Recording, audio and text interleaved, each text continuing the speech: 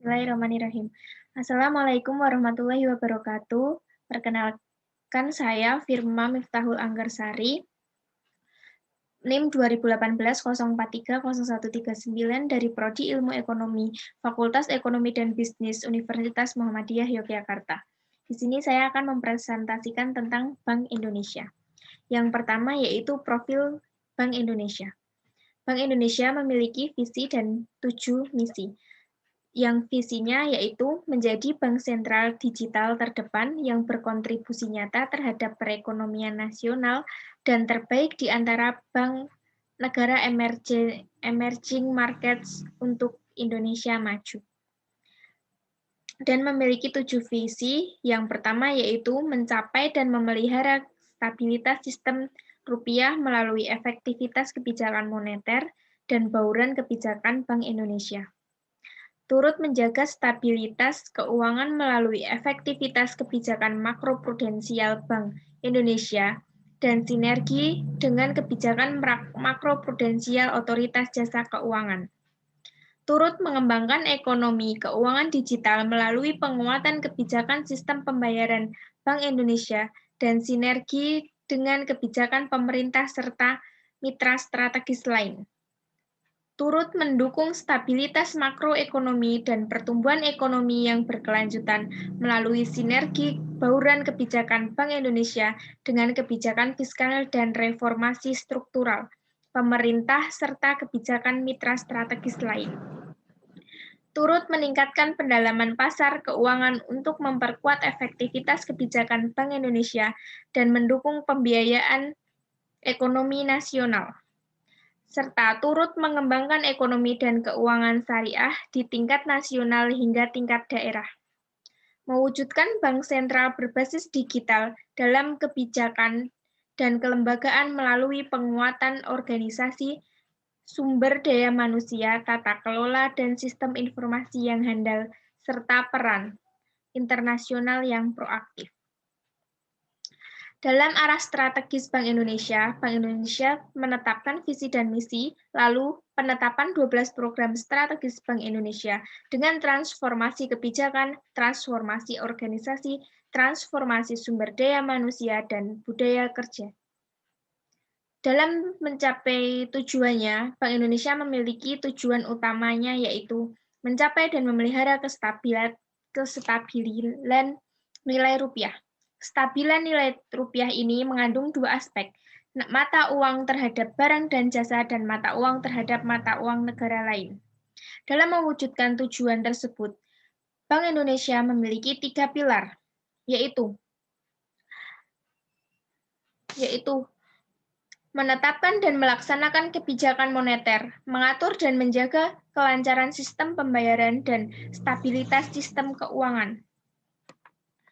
Selain itu, Bank Indonesia memiliki status dan kedudukan 2, yaitu lembaga negara yang independen dan sebagai badan hukum. Sebagai lembaga negara yang independen, Bank Indonesia diatur dalam Undang-Undang Nomor 23 Tahun 1999 tentang Bank Indonesia, yang dinyatakan dan berlaku pada 17 Mei 1999 dan yang telah diubah oleh Undang-Undang Republik Indonesia tahun 2009 nomor 6. Sebagai lembaga independen, status dan kedudukan lembaga negara yang independen melaksanakan tugas dan wewenangnya bebas dari campur tangan pemerintah dan pihak manapun, kecuali untuk hal-hal yang telah diatur dan ditegaskan oleh undang-undang yang berlaku. Bank Indonesia memiliki otonomi penuh dalam memutuskan dan merumuskan serta melaksanakan setiap tugas dan wewenangnya. Tidak ada campur tangan dari pihak luar, dan Bank Indonesia berhak menolak dan mengabaikan intervensi dalam bentuk apapun dan dari pihak manapun. Selain itu, Bank Indonesia juga sebagai lembaga hukum publik, dan lembaga hukum perdata. Sebagai lembaga hukum publik, Bank Indonesia berwenang menetapkan peraturan-peraturan hukum yang merupakan pelaksanaan dari undang-undang yang mengikat seluruh masyarakat luas, sesuai dengan tugas dan wewenangnya. Sebagai hukum perdata, Bank Indonesia dapat bertindak atas nama sendiri di dalam maupun di luar pengadilan. Yang kedua yaitu sejarah Bank Indonesia. Pada tahun 1828 berdiri sebuah bank yang bernama De Javanese Bank. Bank ini memiliki hak istimewa yang dikelola oleh Belanda dengan menjadi bank sirkulasi. Dengan tersebut, bank ini memiliki kewenangan mencetak dan mengeluarkan uang golden di wilayah Hindia Belanda. Setelah beberapa tahun pada tahun 1870 sampai dengan 1942, De Javanese Bank ini membuka 15 kantor cabang di kota-kota besar, di antaranya yaitu Yogyakarta, Medan, dan lain sebagainya. Dengan hal tersebut, pada tahun 1942, pada masa pemerintahan Jepang, De Javanese Bank ini dilikuidasi. De Javanese Bank digantikan oleh bank milik Jepang. Namun, pada tahun 1945, Belanda kembali menguasai Indonesia dan kembali mengembalikan De Javanese Bank melalui NICA. NICA ini mendirikan De Javanese Bank tersebut dengan bertujuan untuk meruntuhkan perekonomian Indonesia. Dengan itu, pemerintah Indonesia membentuk Bank Sirkulasi Bank Negara Indonesia yaitu BNI, yang mencetak uang Republik Indonesia atau ORI yang kemudian diedarkan. Dengan hal tersebut dikarenakan Bank De Javanese Bank mencetak uang dan BNI mencetak uang sehingga menjadikan peperangan mata uang di Indonesia pada tahun tersebut. Dan pada tahun 1949 terjadi konferensi Meja Bundar yang membahas tentang pengakuan Belanda terhadap adanya Republik Indonesia Serikat dan menetapkan De Javanese Bank sebagai bank sirkulasi Republik Indonesia Serikat. Setelah itu, pada tahun 1953, pemerintah menerbitkan Undang-Undang Nomor 11 Tahun 1953 tentang pokok BI yang menggantikan De Javanese Bank pada tahun 1922. Karena pada tahun 1951 pemerintah didesak untuk memiliki bank sentral sendiri, sehingga pemerintah membeli 97% saham dari De Javanese Bank sehingga De Javanese Bank digantikan oleh Bank Sentral Indonesia. Pada tahun 1968 pemerintah menetapkan Bank Indonesia sebagai agen pembangunan dan pemegang unit kas. Namun pada tahun 1999 melalui Undang-Undang Nomor 23 Tahun 1999 tentang Bank Indonesia ditetapkan sebagai bank sentral yang bersifat independen.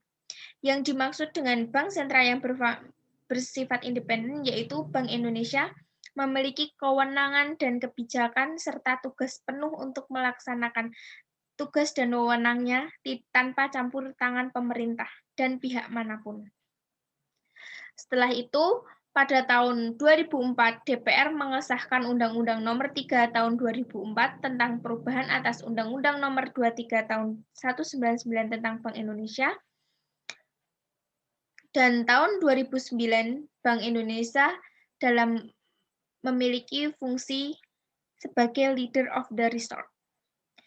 Dan setelah itu, pada tahun 2011, fungsi dan pengawasan perbankan Indonesia berpindah kepada Otoritas Jasa Keuangan.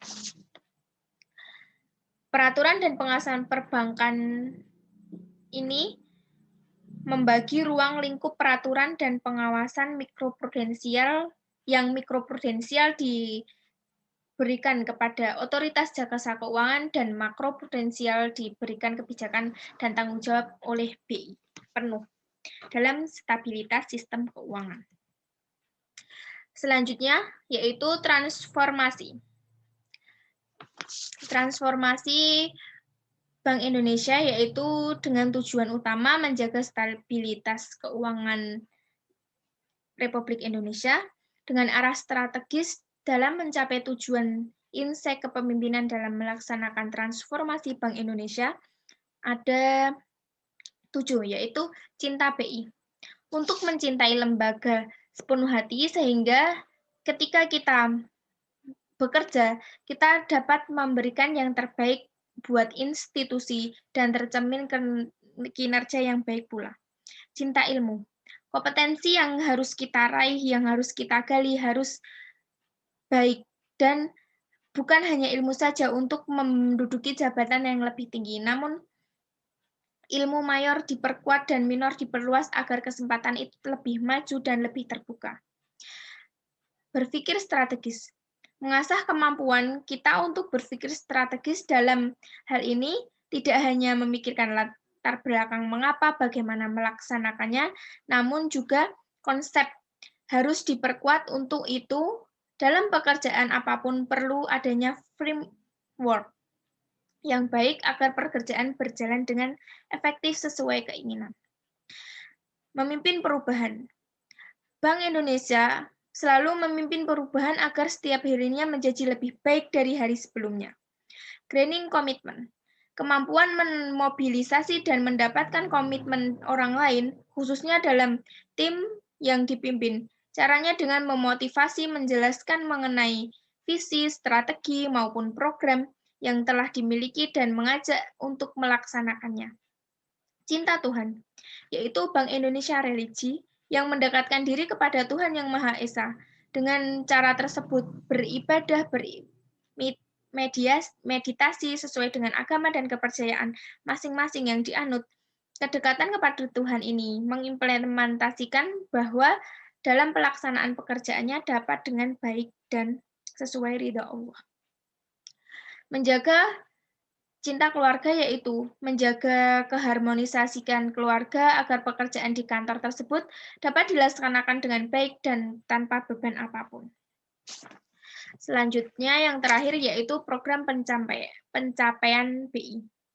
IMF Annual Meeting 2018, Sistem Informasi Monitoring Devisa Terintegrasi Seketika atau SIMODIS, dan penguatan operasi moneter syariah melalui penerbitan suku Bank Indonesia. Selanjutnya, pendalaman pasar melalui Indonia. Indonia yaitu Indonesia Overnight Index Average.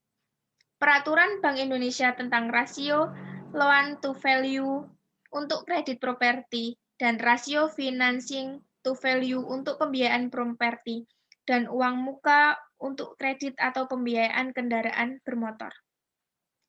Domestic Non-Deliverable Forward, DNDF. Counter-cyclical Capital Buffer, CCB, penerbitan ketentuan fasilitas likuiditas intrahari, penentuan UK atau uang muka kertas asing, perluasan local currency settlement, LCS dan BI religi. Sekian dari kami, dari saya, Firma. Jika ada pertanyaan bisa kontak saya. Dan terima kasih atas perhatiannya. Wassalamualaikum warahmatullahi wabarakatuh.